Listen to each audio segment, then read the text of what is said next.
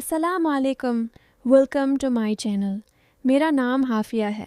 मैं आंगन में बैठी कपड़े तह कर रही थी कि अंदर से मेरे छोटे भाई के हंसने की आवाज़ आई।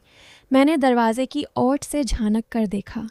वो अपने कमरे में बैठा मोबाइल पर किसी से बातें कर रहा था।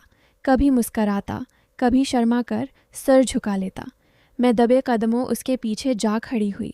वो इतना मगन था कि उसे मेरी मौजूदगी का एहसास ही न हुआ। मैंने अचानक उसके कंधे पर हाथ रखा तो वो चौंक कर पलटा और जल्दी से फ़ोन बंद कर दिया। मैं हंस पड़ी और बोली, ये कौन है जिससे इतनी देर से बातें हो रही हैं? आज तो हमारा सीधा साधा भाई भी मुस्करा रहा है। उसने पहले तो टालने की कोशिश की, फिर आहिस्ता से बोला, किसी से कहोगी तो नहीं? मैंने फ़ौरन उसका हाथ थाम कर कहा, पहले बताओ तो सही। उसने झिझकते हुए बताया कि वो एक लड़की को पसंद करता है जो उसे अपने मामों के घर एक शादी में मिली थी और अब दोनों के दरमियान फ़ोन पर राबता रहता है। मेरा दिल खुशी से भर गया। मैंने कहा, फिर देर किस बात की, आज ही अम्मी अबू से बात करो।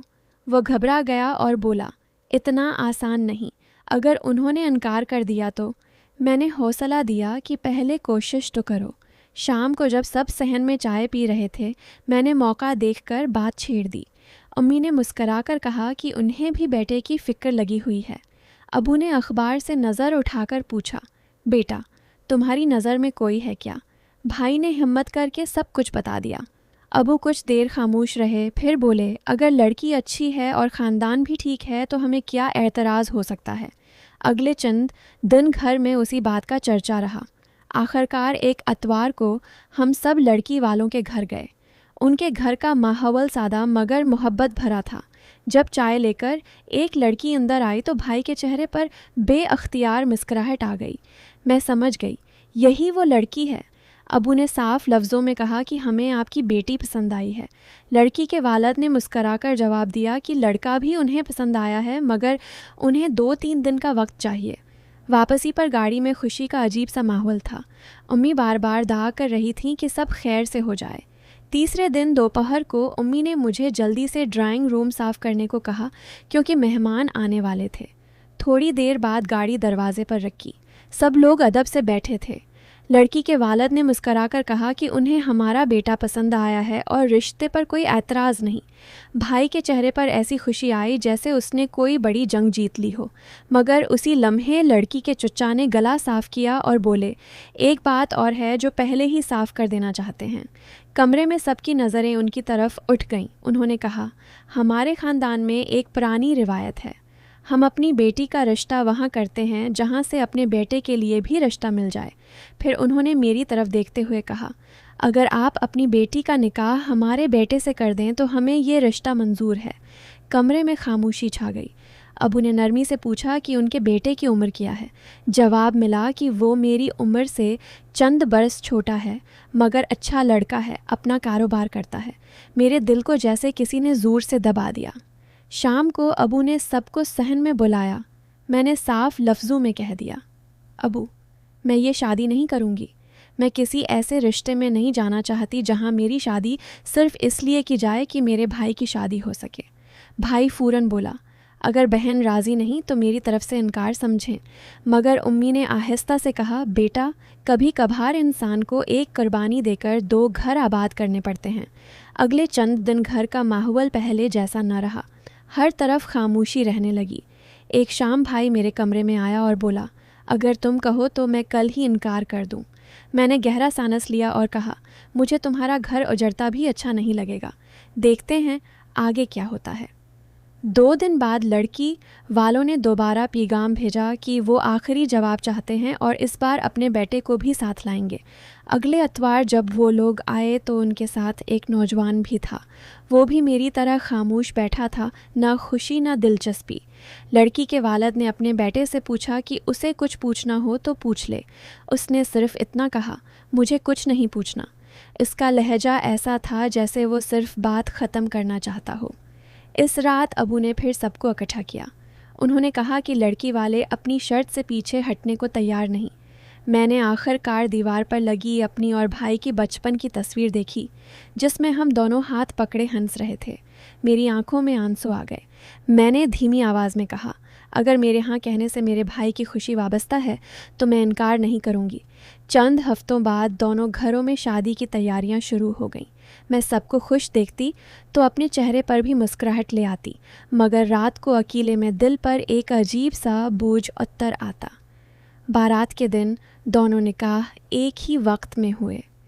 मैंने धीमी आवाज़ में कबूल है कहा, मगर ये लफ्ज़ मेरे होंठों से नहीं, किसी और के होंठों से निकला महसूस हुआ। रखस्ती के वक्त उम्मी मुझसे लिपट कर बहुत रोएं। गाड़ी में मेरे साथ वो शख्स बैठा था जो चंद घंटे पहले मेरा शौहर बना था। पूरा रास्ता हम दोनों खामोश रहे।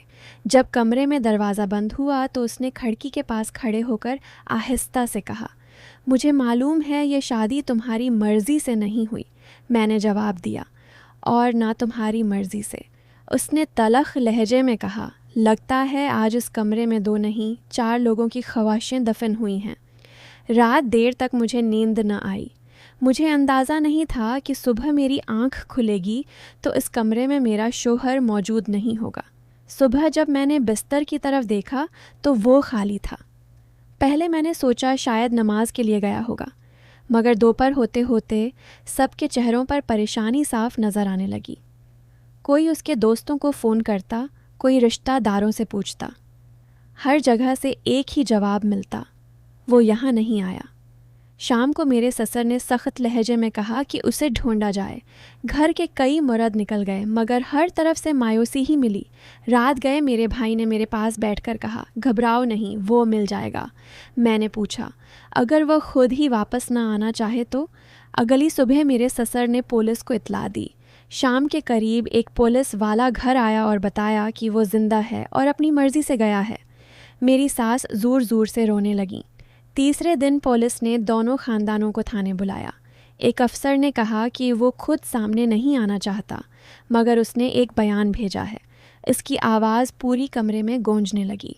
वो कह रहा था, मैं जानता हूँ मेरे उस फैसले से बहुत लोग तकलीफ़ में हैं, लेकिन अगर मैं इस रात न जाता तो सारी ज़िंदगी एक ऐसी लड़की के साथ रहता जिससे मेरी कोई दुश्मनी नहीं, मगर जिससे मेरी शादी सिर्फ़ एक रस्म की वजह से कर दी गई। मैंने अपने माँ बाप को बहुत समझाया था कि मैं शादी नहीं करना चाहता, मगर मेरी एक न सुनी गई। जब मैंने देखा कि वो लड़की भी मेरी तरह खामोश और मजबूर बैठी है तो मुझे यकीन हो गया कि हम दोनों की ज़िंदगी दूसरों के फ़ैसले की कीमत बन चुकी है। इसलिए मैं चला गया, क्योंकि मैं रोज़ रोज़ उसे सज़ा नहीं देना चाहता था। बयान ख़त्म हुआ तो कमरे में मुकम्मल खामोशी छा गई। मेरे ससुर दोनों हाथों से अपना चेहरा ढांप कर बैठ गए। मेरी सास फूट फूट कर रोने लगी। मेरे भाई ने आहिस्ता से अपनी बीवी की तरफ देखा और भराई हुई आवाज़ में कहा, मैंने तुमसे मोहब्बत की थी, मगर आज जब मैं अपनी बहन को इस हाल में देखता हूँ तो मेरे अंदर सब मर जाता है।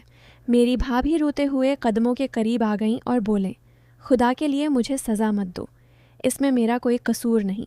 मेरे भाई ने भारी आवाज़ में कहा, मुझे मालूम है तुम्हारा कसूर नहीं, लेकिन जब भी मैं तुम्हें देखूंगा मुझे अपनी बहन की टूटी हुई ज़िंदगी याद आएगी।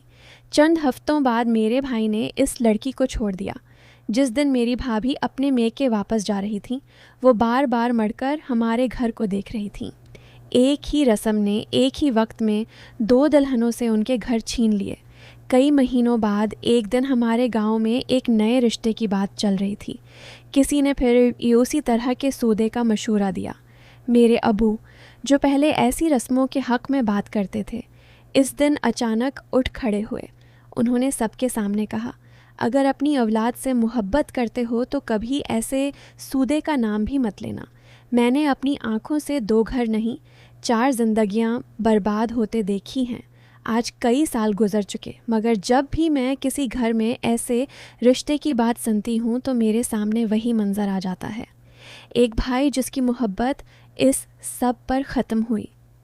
एक लड़की जो शादी की पहली सुबह ही बेसहारा हो गई। एक दुल्हन जो बग़ैर कसूर अपने शौहर से जुदा कर दी गई। और एक लड़का जो अपनी शादी की रात अपना घर छोड़कर चला गया। इस दिन मुझे समझ आ गया कि फ़रसुदा रस्में कभी घर नहीं बसाते। रिश्ता हमेशा 2 इंसानों की रज़ामंदी और खुशी से बनना चाहिए, किसी रस्म या किसी सौदे से नहीं। क्योंकि जिस शादी में रज़ामंदी न हो वहाँ खुशी नहीं, सिर्फ खामोश आंसू जन्म लेते हैं। अल्लाह हाफ़िज़।